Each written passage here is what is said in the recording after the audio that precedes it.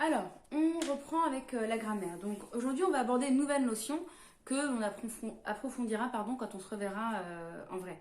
Donc avant les vacances, on avait terminé d'étudier la phrase. Donc qu'est-ce qu'une phrase? Une phrase a une majuscule et un point, est constituée de plusieurs mots qui font sens. Et il existe plusieurs types de phrases, les phrases affirmatives, les phrases négatives avec ne pas, ne plus ou ne jamais, les phrases exclamatives avec lesquelles on exprime une émotion, et les phrases interrogatives, des phrases questions. Voilà. Donc aujourd'hui, on va commencer à aborder un nouveau sujet et on va voir ce qu'on appelle les pronoms personnels. Donc les pronoms personnels, ce sont des petits mots qui désignent celui qui parle. D'accord? Donc on va voir qu'il en existe plusieurs et que en fonction de celui qui prend la parole, eh bien on va utiliser un mot plutôt qu'un autre. D'accord? Donc un petit exemple, je vais me présenter. Donc c'est la maîtresse qui parle, je vais parler de moi. Et donc à ce titre, je vais employer un pronom personnel bien précis. Écoute-le, on l'a déjà vu. Et aujourd'hui, on va justement voir pourquoi est-ce qu'on l'utilise. Je me présente. Je m'appelle Sabrina, je suis une femme, je suis la maîtresse. Voilà. À ton tour, forme 3 phrases pour te présenter. Donc attention, tu vas devoir me donner ton nom. Quel est ton nom? Tu vas devoir me donner ton sexe, c'est-à-dire est-ce que tu es une fille ou un garçon. Et enfin, tu vas devoir dire si tu es un adulte ou un enfant. D'accord? Donc ton nom, fille ou garçon, adulte ou enfant. 3 phrases pour ça. Je rappelle que moi j'ai dit, je m'appelle Sabrina, je suis une femme, et non une fille, et je suis la maîtresse. Je suis une adulte, si tu préfères. Je suis une adulte. Voilà. À ton tour. Attention. Tu remarques que moi, pour me présenter, j'emploie le je. D'accord? Donc je dis, je suis la maîtresse. Je suis. Donc c'est le petit mot que l'on utilise quand il s'agit de parler de soi, d'accord? Quand on est le locuteur, donc celui qui parle, d'accord? Donc je m'appelle Sabrina, je suis une femme, je suis une adulte, d'accord? Donc toi, quand tu vas répondre à ces questions, quand tu vas te présenter, il ne faut pas que tu dises mon nom est Tom, mais je m'appelle Tom. Je ne veux pas que tu dises mon statut, c'est un peu compliqué, et d'être un élève ou un enfant, mais je suis un enfant. D'accord? Allez, ton nom, ton sexe, et si tu es un enfant ou un adulte. Tu peux faire pause pour répondre à ces questions. Alors, je donne une possibilité de réponse. Si tu es une fille, tu as dû dire je m'appelle Kélia, par exemple. Je m'appelle Kélia. Je suis une fille. Je suis un enfant. Si tu es un garçon, par exemple Gabin, je m'appelle Gabin. Je suis un garçon. Je suis un enfant. D'accord? Donc c'est comme ça que tu as dû te présenter. Enfin, avec ton prénom et ton nom à toi. D'accord? Et employer le je. Maintenant, je vais te donner mon âge. Attention, c'est secret. J'ai 37 ans. J'ai 37 ans. À ton tour de donner ton âge. Je donne la réponse. Normalement, tu as dû dire j'ai 7 ans. Normalement. Je crois que tout le monde a 7 ans. Peut-être que certains n'ont pas. Bon.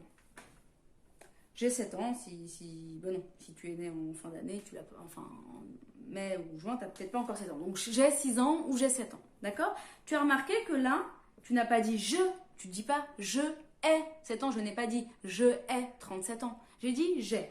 Donc on dit j'ai. Donc là, on enlève une lettre au mot je, donc on coupe, on enlève le e et on le remplace par une apostrophe. Pourquoi? Parce qu'ici, le mot qui suit, regarde, commence par un A.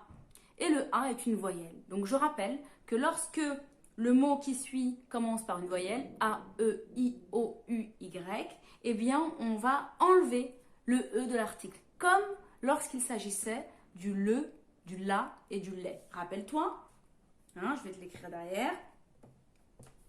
Pardon. Donc, le, la, les, donc des articles définis qui s'écrivent comme ça, le, la, les, eh bien, on enlevait le E, le A, non pas le lait parce qu'il finit par un S, mais le E et le la, on les enlevait, on mettait une apostrophe à la place parce que le mot qui suivait commençait par une voyelle. D'accord? Donc là, c'est pareil. On va élider le pronom personnel. Donc, on va lui retirer une lettre qu'on va remplacer par un apostrophe parce qu'après, cela commence par une voyelle. D'accord? Donc, à chaque fois que le mot qui suit commence par une voyelle, tu devras enlever le E et n'écrire que J. Donc, les deux pronoms personnels que l'on voit aujourd'hui, c'est le pronom je qui, dans certains cas, s'écrit J apostrophe. Alors, tu as compris que ce pronom personnel-ci, on l'utilise quand on parle de soi. D'accord? Je mange un bon sandwich. Je mange un bon sandwich. Je parle à une caméra. Voilà. J'espère que tu me regardes. Donc là, tu vois, j'ai enlevé le E. J'adore le printemps. Tu vois, là, je ne dis pas je adore le printemps, je dis j'adore le printemps. Je joue avec ma poupée. D'accord? Je joue avec ma poupée. Voilà. Donc, quand tu parles de toi, tu vas utiliser le mot je ou le J apostrophe. D'accord? Donc, c'est le pronom personnel que l'on utilise quand il s'agit de parler de soi, quand on est le locuteur. D'accord? Je m'arrête pour aujourd'hui sur ce sujet. On y reviendra demain. Donc, rappelle-toi que quand tu parles de toi, tu vas employer le mot je. D'accord?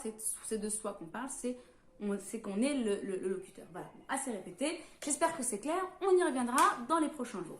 Alors, j'ai fini avec la grammaire. J'enchaîne avec l'écriture. Donc, tu as reçu cette fiche. Je t'invite à écrire le plus possible. Donc, laisse bien un écart entre les mots. Donc, tu peux écrire soit les 3-4 premiers mots, soit l'intégralité des mots, voire la phrase, voilà, selon ta fatigue. D'accord? Bon courage et surtout applique-toi. On écrit au crayon de papier, hein, attention. Voilà, et pour terminer, on va reprendre la chanson. D'accord? J'espère que tu l'as écoutée, j'espère qu'elle t'a plu. Voilà, tu as dû remarquer que Léo Ferré, ce n'est pas la maîtresse, hein, c'est quand même autre chose. Voilà, donc tu as surtout pu constater que j'avais modifié un peu la chanson, notamment pour la raccourcir, parce qu'elle était quand même assez longue. Voilà, et surtout, j'espère que le fait de chanter une chanson va t'aider à mémoriser. Hein, la mélodie parfois aide, voilà, et comme il y a des rimes d'une part, comme dans les poésies, mais quelque chose qui revient, un peu comme un refrain, et bien parfois ça aide aussi à mémoriser. Alors, on va s'intéresser maintenant au sens du texte. Alors, c'est le printemps, donc déjà, tu comprends que c'est un texte qui renvoie au printemps. Donc c'est une chanson qui parle du printemps. Le printemps, pourquoi? Parce que c'est la saison dans laquelle on se situe en ce moment. D'accord? Nous avons débuté le printemps le 21 mars. D'accord? Donc depuis un mois maintenant, nous sommes dans la saison du printemps. Alors, comme toutes les saisons, le printemps dure 3 mois. Il a laissé derrière lui l'hiver et il laissera ensuite la place à l'été. D'accord? L'été démarre fin juin. D'accord? Donc, le printemps, et comme il s'agit du printemps, il y a plusieurs éléments, plusieurs choses voilà, qui renvoient justement à cette saison. Alors, premièrement, cette chanson parle du réveil de la nature. Donc, cela signifie qu'en fait, le Léo Ferré renvoie à la nature en éveil. Donc, on parle de blé, on parle des lilas, qui sont donc des fleurs importantes au printemps, qui sont les fleurs phares du printemps, mais pas que. On parle du réveil de la nature aussi à travers les oiseaux. Donc les oiseaux, eux, ils disent pas non. C'est aussi le retour des animaux qui ont hiberné ou des oiseaux migrateurs, hein, le printemps. Donc l'ours, par exemple, voilà, qui avait hiberné. Les oiseaux comme les oies ou les canards qui reviennent. C'est, je crois, la saison où le blé pousse. Alors, je suis pas très très bonne en agriculture, mais le blé, voilà, commence à sortir de terre. Voilà, donc c'est le printemps, c'est également la saison où on a les bourgeons des fleurs, on a les fleurs qui commencent à éclore. Donc c'est vraiment la période où la nature s'éveille, d'accord. On voit apparaître les premières fleurs, les premiers fruits qui viennent avec le soleil, etc. C'est une chanson aussi qui évoque les couleurs plus chaudes, plus lumineuses du printemps. C'est la raison pour laquelle Léo Ferré dans la chanson dit il y a la mer qui se prend pour Monet ou pour Gauguin ou pour Manet. Donc là ça a dû te rappeler les fameux impressionnistes que l'on a étudiés ensemble. On a étudié Monet, on a étudié Gauguin lorsqu'on a parlé de Vincent Van Gogh. On a moins parlé de Manet, simplement on l'a évoqué avec le déjeuner sur l'herbe, le tableau. Donc en fait là, Léo Ferré évoque la mer et ses impressionnistes, car souvent la mer, quand il fait beau, on y voit des reflets, les reflets du soleil notamment, et donc on a des couleurs particulières qui apparaissent sur la mer avec les reflets du soleil. Et donc ça fait penser à des tableaux impressionnistes avec des taches. Et donc c'est ce que produit le soleil, d'ailleurs même lorsqu'il tape sur d'autres objets. Voilà, donc c'est la raison pour laquelle Léo Ferré dit il y a la mer qui se prend pour Monet, donc il y a la mer qui commence à avoir certains reflets, certaines couleurs qui sont les couleurs du soleil, et donc voilà, qui fait penser au tableau d'impressionniste. Il parle également dans la chanson, on entend certaines idées qui parlent aussi de la météo, parce qu'au printemps, tu as pu t'en rendre compte, hein, même si tu sors pas beaucoup en ce moment, tu as pu quand même constater qu'il faisait beau, qu'on entendait les oiseaux chanter, voilà, donc c'est un temps qui laisse moins de place aux nuages. D'ailleurs, c'est la raison pour laquelle il dit il y a des nuages qui n'ont plus de quoi. On dirait de la barbe à papa. Donc il y a des nuages qui n'ont plus de quoi, c'est-à-dire qui n'ont plus de quoi être là, qui n'ont plus de place en fait dans cette saison qui est beaucoup plus ensoleillée, donc on a moins de nuages, il y a plus de soleil. C'est pour ça qu'il dit que la pluie est passée chez Dior. Donc Dior c'est un grand créateur, hein, Christian Dior. Donc la pluie qui est passée chez Dior et qui s'est payé le modèle Soleil d'or. Donc là, on remplace la pluie par le soleil. Voilà, plein de choses comme ça. Le Mistral, donc, qui est un vent. Donc il y a le vent du nord et le Mistral, qui est le vent du sud, on a l'impression qu'ils se mélangent, mais j'imagine que l'idée, c'est de dire que on a un temps qui est plus un temps du sud, en fait. Qu'un temps du Nord. Voilà, toutes ces idées-là qui renvoient à l'éveil de la nature, aux couleurs qui sont plus vives, plus lumineuses, mais également, c'est ce que dit Léo Ferré, je crois que tu t'en es rendu compte, il fait référence à l'éveil des sens. C'est-à-dire qu'à ce moment-là, pendant le printemps, il fait déjà plus chaud, on a plus envie de chanter, on a encore plus envie de se balader. C'est la raison pour laquelle il parle des promenades dans Paris. On a envie de chanter, donc il fait référence aux voix d'or qui dans un seul cri, etc. Il fait référence aussi à l'amour, puisqu'il dit que tout est plus beau au printemps, y compris les chagrins. Et généralement, quand on parle de chagrin, on parle de chagrin d'amour. Voilà, et que finalement, grâce à cette saison ensoleillée, avec toutes ces odeurs et ces fleurs, donc une belle saison avec un temps clément, c'est une saison qui permet donc on va dire de mettre un peu de joie, un peu de soleil, y compris dans le malheur. Voilà. Donc le printemps, c'est une saison sur laquelle beaucoup d'auteurs ont chanté ou écrit, parce que c'est une saison, voilà, qui fait suite à l'hiver et à l'automne, qui sont des saisons plus froides et plus sombres. Voilà. Donc voilà, c'est une chanson qui fait un peu penser à l'après-déconfinement en fait. Donc ce que tu ressentiras, j'espère, une fois que tu seras sorti, que la vie reprendra ses droits, tu ressentiras sûrement toutes ces émotions, comme on peut le ressentir avec cette chanson de Léo Ferré. Voilà, j'ai été un peu longue, mais j'espère que c'est clair, que pour toi, Léo Ferré encense le printemps, parce que c'est une saison magnifique.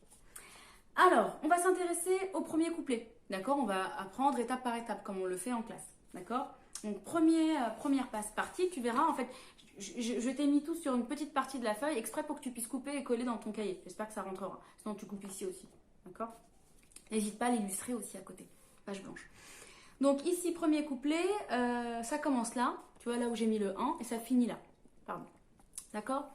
Donc je commence, je vais te lire le passage. Il y a la nature qui est tout en sueur, dans les hectares il y a du bonheur, c'est le printemps.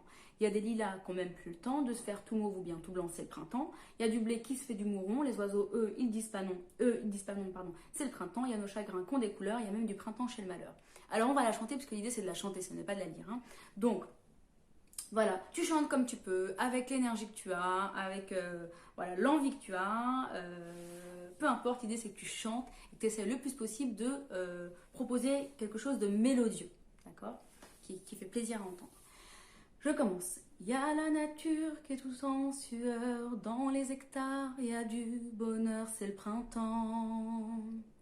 Il y a des lilas qu'on même plus le temps de se faire tout mauve ou bien tout blanc, c'est le printemps.